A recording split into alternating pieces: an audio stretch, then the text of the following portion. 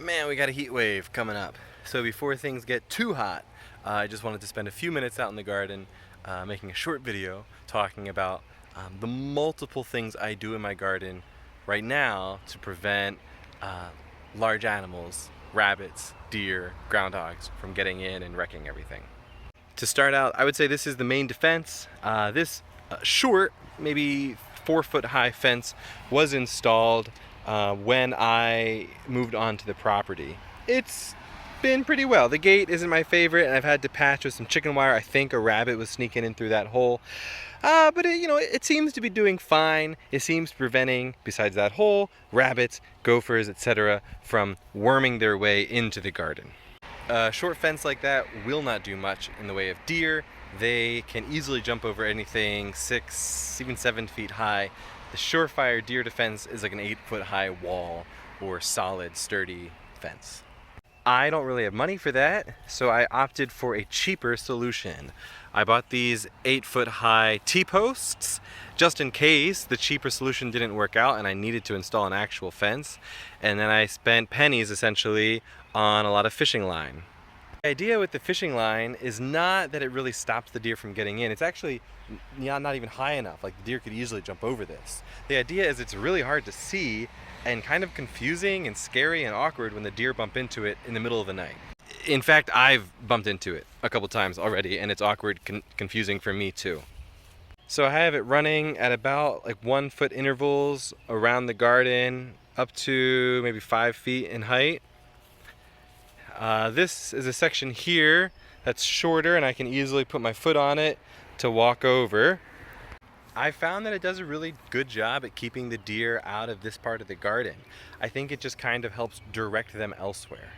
If I had deer that were like coming here every single day to sleep and to spend time, I think it would just jump over it or break right through it. It's a really good deterrent if deer are kind of wandering in the area and sometimes make a sidestep into the garden. I think it kind of helps push them in a different direction.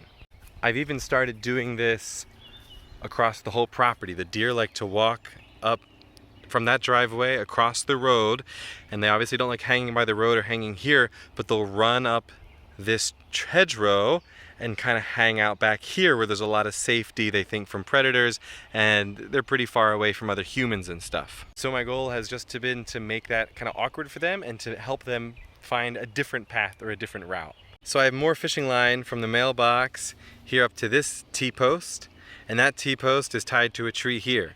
So they go to cross the road and they can't cross here, or they feel this fishing line. So it kind of forces them over here and forces them into the neighbor's property, and they'll walk up that same hedgerow, but over there on the neighbor's property. And I've talked to them about it. They don't really mind the deer as much. They don't have a garden. So it kind of gets them out of this whole area. The last thing I have on the property is a little bit more experimental, and I think it's mainly for the smaller rodents, the rabbits, the groundhogs, voles, things like that. This is a castor bean plant. It's pretty poisonous. This is what they use to make ricin out of, like the terrorists use.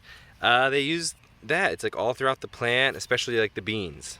Not really something I love having on the property, especially with a 2-year-old, so I'm probably going to start to fence it in as it comes in more. But I have 4 of them, each at the corner of the main part of the garden. So here, there. So I have them surrounding the garden here. I talked with a lady a year or 2 ago who's just one of those like classic old timers, been doing this longer than I've been alive. And she says that she's found these very poisonous plants just kind of scare off the groundhogs even, which there's nothing that you can do to stop a groundhog besides live trapping it or killing it, in my experience. They supposedly just don't like being near this poisonous plant, and so they will go elsewhere. So I feel like surrounding my garden in these 4 poisonous plants, castor beans, will kind of help repel them. At least that's what it did for her in her experience, and we're going to test it out here as well. The very last thing I've done is I bought a bottle of liquid fence, which is just really gross, strong smelling stuff, and I kind of sprayed it around the outside of the garden, but especially right here where I think the rabbits were getting in. So between those 4 things, I hope something works, and I'll keep you posted, I'll keep you updated. We'll see if I can grow some lettuce without the rabbits just demolishing it.